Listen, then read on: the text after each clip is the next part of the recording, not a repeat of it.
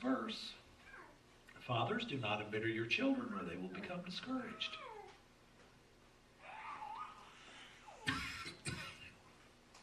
In all of these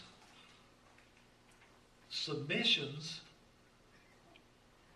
there really is a mutual benefit. There's benefits on both sides of the equation.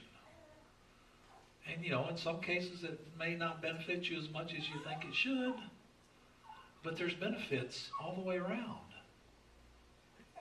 That's the idea of mutual submission.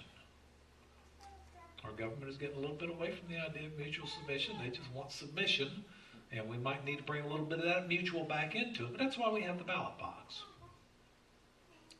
But the government, we are submitted to the authorities of government, and the government does provide us some benefits. We have nice roads, we have police protection, we have fire protection.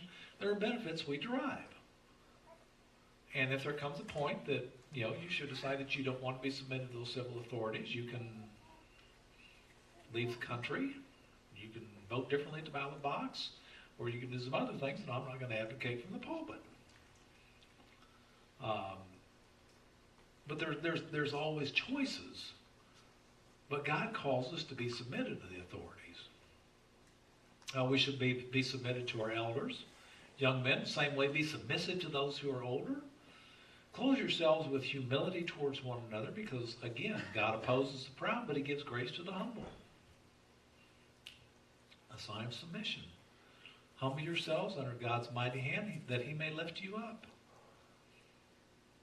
We should submit ourselves to one another. You've got a couple of verses there that you can look up. And we've talked enough that I think we understand we should submit to one another.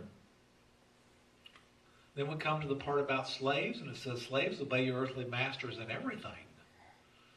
And do it not only when their eye is on you and to win their favor, but with sincerity of heart and reverence for the Lord. Amen. Now we need to understand, in the first century there were a lot of slaves. So he was speaking to a large part of the population at that time. That's not the case now, but I think this is good advice for those of us who are in the workforce and work for an employer. That we should, so let's look at it again, thinking employees, obey your bosses in everything, and do it not only when their eye is on you and to win their favor, but with sincerity of heart and reverence for the Lord. Whatever you do, work at it with all your heart as working for the Lord, not for men, since you know you will receive inheritance from the Lord as a reward. It's the Lord Christ you are serving. And